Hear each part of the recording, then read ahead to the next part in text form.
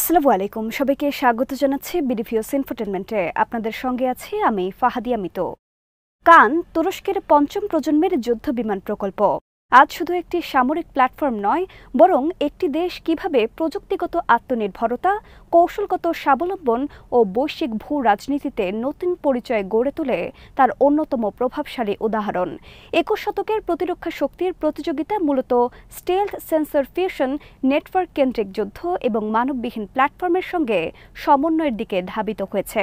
বিশ্বের সামরিক শক্তির কেন্দ্রবিন্দুতে আজ যেসব দেশ রয়েছে তাদের হাতে রয়েছে পঞ্চম প্রজন্মের যুদ্ধ বিমান। যুক্তরাষ্ট্রের F-22 ও F-35, চীনের J-20, রাশিয়ার ACU-57। এর বাইরে খুব কম দেশই এমন প্রযুক্তি অর্জনের পথে এগোতে পেরেছে। সেই স্বল্প সংখ্যক দেশের তালিকায় তুরস্ক নিজের জায়গা সুনিশ্চিত করেছে কান প্রকল্পের মাধ্যমে। তুরস্কের এই অর্জন হঠাৎ করে গড়ে ওঠেনি, বরং গত 2 দশকের অভিজ্ঞতা, চাপ, নিষেধাজ্ঞা, রাজনৈতিক সংকট এবং প্রযুক্তিগত পরীক্ষা নিরীক্ষার ধারাবাহিকতার ফল এটি। তুরস্কের আকাশ সক্ষমতার অন্যতম বিষয়ে পঞ্চম প্রজন্মের যুদ্ধ বিমান কান নিয়ে আরও থাকছে ওয়াহিদ ফারুকের প্রতিবেদনে।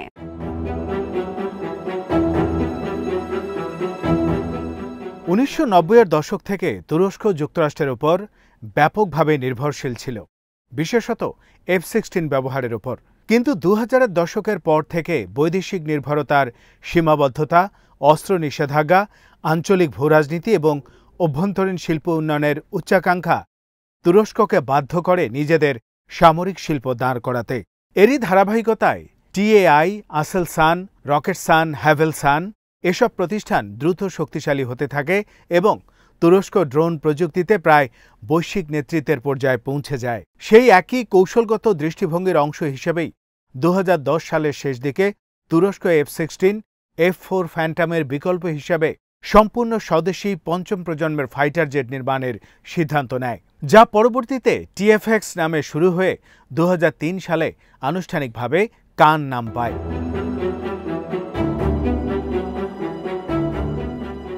2016 সালে তুরস্ক TAI-কে $1.8 বিলিয়ন চুক্তি দিয়ে বেশ বড় পরিসরে ডিজাইন ও ইঞ্জিনিয়ারিং কাজ শুরু করে।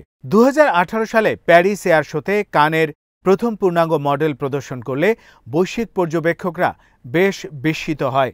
তুরস্ক এত কম সময়ে কিভাবে মার্কিন, চীনা এবং রুশ ফাইটার প্রযুক্তির ধরাছোঁয়ার পর্যায়ে পৌঁছে গেল, এটা আন্তর্জাতিক নিরাপত্তা বিশেষজ্ঞদের কাছে একটি গুরুত্বপূর্ণ প্রশ্ন হয়ে দাঁড়ায়।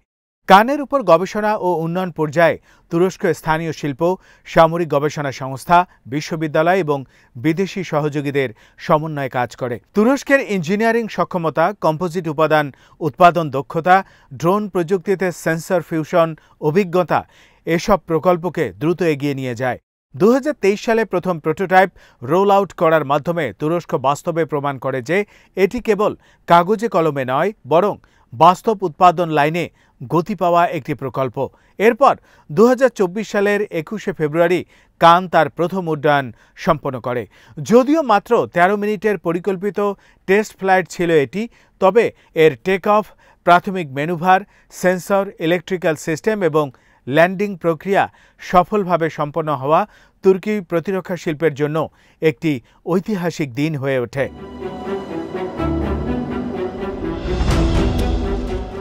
প্রথম ফ্লাইটে কান 8000 ফুট উচ্চতা ও 426 কিলোমিটার পার ঘন্টা গতি অর্জন করে। দ্বিতীয় ফ্লাইটে উচ্চতা বেড়ে দাঁড়ায় 10,000 ফুট। একই বছরের ডিসেম্বরের দিকে F-110 ইঞ্জিনে আফটার বার্নার সক্রিয় করার সক্ষমতা সফলভাবে দেখানো হয়, যা পরবর্তী উচ্চগতির টেস্ট, সুপারসনিক ম্যানুভার ও স্টেলথ কাঠামোর স্থায়িত্ব যাচাইয়ের জন্য অত্যন্ত গুরুত্বপূর্ণ।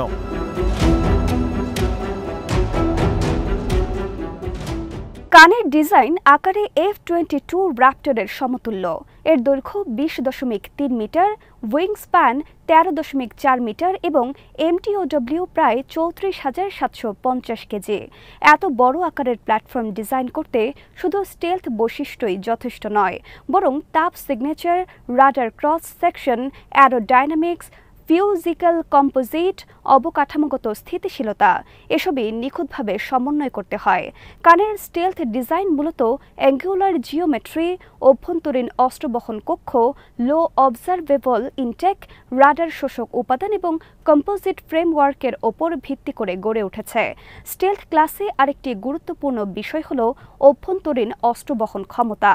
কান এখানে 10 টনের বেশি অস্ত্র বহন করতে সক্ষম, যা F-35 এর অভ্যন্তরীণ 6 টনের তুলনায় বেশি এবং F-22 এর প্রায় সমতুল্য।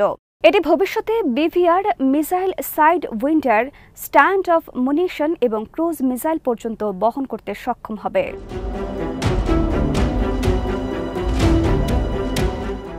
কানের সেন্সর ও এভিওনিক্স প্রযুক্তি এই প্রকল্পের আরেকটি মূল শক্তি। তুরস্ক নিজস্ব AES রাডার নির্মাণ ইতিমধ্যেই আন্তর্জাতিক গ্রহণযোগ্যতা অর্জন করেছে। কানে ব্যবহৃত হয়েছে MURAD 600A AES রাডার, যা দীর্ঘ রেঞ্জ লক্ষ্য শনাক্তকরণ, ইলেকট্রনিক আক্রমণ, ground mapping, multi target tracking এবং স্টেলথ টার্গেট শনাক্ত করার মতো উন্নত সক্ষমতা প্রদান করে। তুরস্ক দীর্ঘদিন ধরে ড্রোন প্রযুক্তিতে সেন্সর ফিউশন, AI চালিত টার্গেট প্রসেসিং এবং নেটওয়ার্কড ওয়্যারফেয়ারের সফল অভিজ্ঞতা অর্জন করেছে। বাইরাক্তার আকিঞ্চি, আকসুঙ্গুর, আঙ্কা 3 এবং কিজিলেলমা এসব প্ল্যাটফর্ম থেকে প্রাপ্ত ডাটা কানের সেন্সর আর্কিটেকচারে ব্যবহার করা হচ্ছে। ফলে কান পঞ্চম প্রজন্মের প্রযুক্তির পাশাপাশি ভবিষ্যতের ষষ্ঠ প্রজন্মের যুদ্ধবিমান মানদণ্ডের দিকেও দ্রুত এগিয়ে যাচ্ছে। কানের ককপিট ডিজাইন AI চালিত, high resolution panoramic screen, head up display, voice command, automated হুমকি বিশ্লেষণ এবং সেন্সর ফিউশনের মাধ্যমে পাইলটের কাজকে সহজ ও দ্রুত করে তোলে।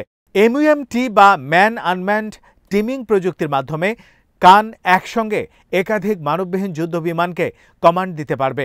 বিশেষ করে আঙ্কা 3, কিজিলেলমা, সুপার সিমসেক এসব ড্রোনের সঙ্গে মিশ্র ফরমেশনে উঠতে পারবে, যেখানে কান নেতৃত্ব দেবে এবং ড্রোনগুলো আক্রমণ, রেকগনিশনস, ইলেকট্রনিক যুদ্ধ ও সাপোর্ট মিশন সম্পন্ন করবে। ভবিষ্যতের যুদ্ধক্ষেত্র ড্রোন নির্ভর হয়ে উঠছে এবং কান এই সমন্বয়ের ভিত্তিতে ষষ্ঠ প্রজন্মের আর্কিটেকচারের পথে এগুচ্ছে।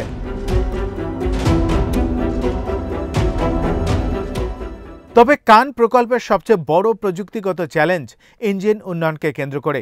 বর্তমানে কান GE এর F110 ইঞ্জিন ব্যবহার করছে, যা F-16 এ ব্যবহৃত প্রমাণিত একটি শক্তিশালী ইঞ্জিন। কিন্তু যুক্তরাষ্ট্রের এক্সপোর্ট কন্ট্রোল এবং ভবিষ্যৎ নিষেধাজ্ঞার ঝুঁকি তুরস্ককে একটি স্বাভাবিক উদ্বেগে রাখে। তাই তুরস্ক নিজস্ব ইঞ্জিন TF10000 ও TF35000 প্রকল্প নিয়ে কাজ করছে। TF35000 ইঞ্জিনের লক্ষ্য 35,000 পাউন্ড থ্রাস্ট, যা F-22 এর F999 ইঞ্জিনের সমতুল্য।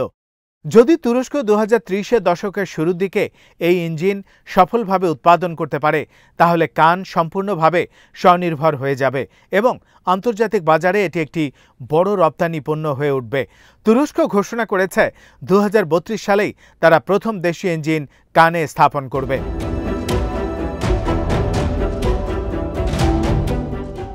কান বর্তমানে বৈশ্বিক প্রতিরক্ষা বাজারে অন্যতম আলোচিত একটি প্ল্যাটফর্মে পরিণত হয়েছে। প্রথম অংশীদার আজারবাইজান, যে শুধু ক্রেতা নয় বরং উৎপাদন প্রক্রিয়ার অংশ হিসেবে যুক্ত। সৌদি আরব 100টির বেশি কান কেনার আগ্রহের কথা জানিয়েছে এবং যৌথ উৎপাদনের কথাও বলেছে। UAE, Pakistan, Indonesia, Malaysia, Kazakhstan অনেকেই এই প্রকল্পের সম্ভাব্য ক্রেতা বা অংশীদার হিসেবে বিবেচিত হচ্ছে। পাকিস্তান তো আনুষ্ঠানিকভাবে ঘোষণা করেছে যে তারা তুরস্কের সঙ্গে কান প্রকল্পে যৌথ উৎপাদন করবে। তুরস্কের সঙ্গে পাকিস্তানের দীর্ঘ সামরিক সহযোগিতা, F-17 প্রকল্পের অভিজ্ঞতা এবং তুরস্কের ড্রোন বিক্রয়ে পাকিস্তানের আগ্রহ এই অংশীদারত্বকে আরও শক্তিশালী করে।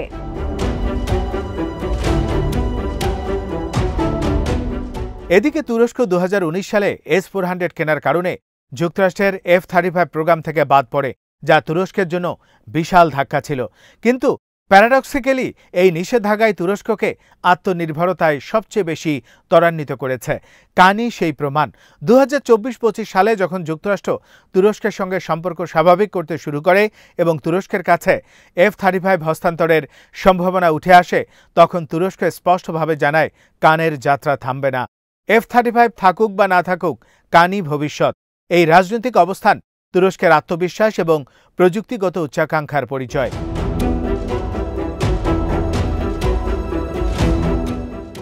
একই সঙ্গে তুরস্কের আরেকটি প্রকল্প হুরজেট, যা জেট ট্রেইনার এবং লাইট অ্যাটাক এয়ারক্রাফট হিসেবে ব্যবহৃত হবে, এটি আন্তর্জাতিক বাজারে ইতিমধ্যে সাড়া ফেলেছে। স্পেন এই প্রকল্পে আনুষ্ঠানিকভাবে আগ্রহ দেখিয়েছে এবং ন্যাটো সদস্য বিভিন্ন দেশেও হুরজেটের সম্ভাব্য ক্রেতা হিসেবে উঠে আসছে। তুরস্কের সামরিক শিল্প কান, হুরজেট, আঙ্কা 3, কিজিলেলমা সমষ্টিগতভাবে এমন একটি আকাশ শক্তি তৈরি করছে যা মধ্যপ্রাচ্য, ভূমধ্যসাগর এবং মধ্য এশিয়ার শক্তি সমীকরণ বদলে দিতে পারে।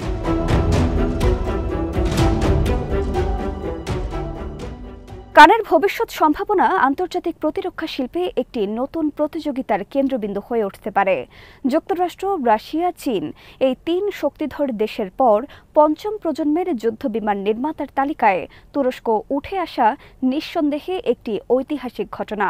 কান বৈশ্বিক বাজারে যদি সফলভাবে সিরিয়াল প্রোডাকশন ধরে রাখতে পারে এবং দেশীয় ইঞ্জিন TF-3500 যথাযথভাবে সম্পন্ন করতে পারে, তাহলে ইউরোপের অনেক দেশই ভবিষ্যতে এটি কেনার কথা বিবেচনা করবে, বিশেষত যখন F-35 অত্যন্ত ব্যয়বহুল এবং রাজনৈতিক শর্তযুক্ত হয়ে উঠছে।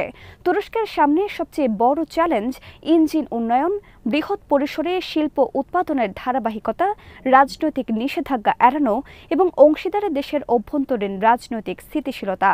তবে গত 2 দশকে তুরস্ক যেভাবে প্রযুক্তি ও সামরিক শিল্পকে এগিয়ে নিয়ে গেছে, তাতে স্পষ্ট কান প্রকল্প সেই চ্যালেঞ্জগুলো মোকাবেলা করতে সক্ষম।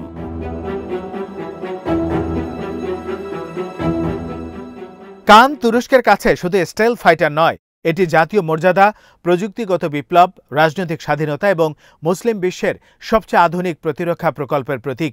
তুরস্ক দীর্ঘদিন ধরে যুক্তরাষ্ট্র, ইউরোপ এবং রাশিয়ার উপর নির্ভরশীল ছিল, কিন্তু 2020-30 দশকে এসে তুরস্ক বাস্তব প্রমাণ দিয়েছে তারা নিজেদের প্রযুক্তি, ড্রোন নেতৃত্ব, ক্ষেপণাস্ত্র সক্ষমতা, জেট উৎপাদন ও ইঞ্জিন উন্নয়ন ক্ষমতার উপর ভিত্তি করে নিজেকে একটি অ্যারোস্পেস পাওয়ারে পরিণত করেছে।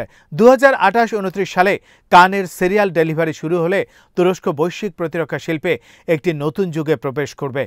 কান হবে তুরস্কের স্ট্র্যাটেজিক শক্তি, প্রতিরক্ষা শিল্পের বাস্তবতা এবং আন্তর্জাতিক ভূ রাজনীতিতে নতুন উচ্চতার প্রতিচ্ছবি।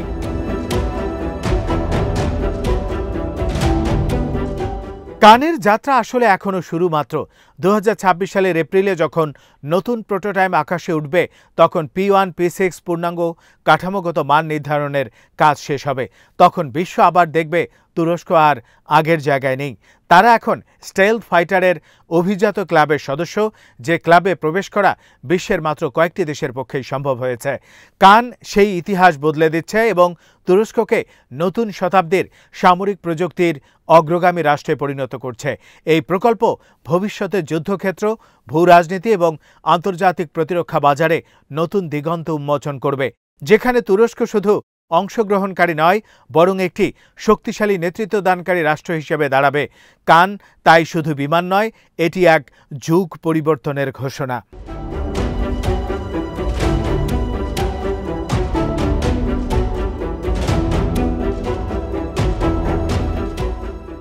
আজ এখানেই শেষ করছি। সমরাষ্ট্র, প্রতিরক্ষা ও কূটনীতির নানা তথ্য জানতে চোখ রাখুন বিডিপিওস ইনফোটেনমেন্টে। চ্যানেলটি ভালো লাগলে সাবস্ক্রাইব করুন, সংযুক্ত থাকুন আমাদের ফেসবুক পেজে। আল্লাহ হাফেজ।